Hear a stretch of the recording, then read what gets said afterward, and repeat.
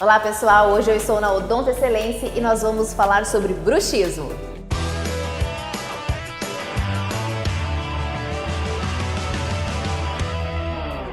Bruxismo é uma desordem funcional que se caracteriza pelo ranger ou apertar dos dentes durante o sono.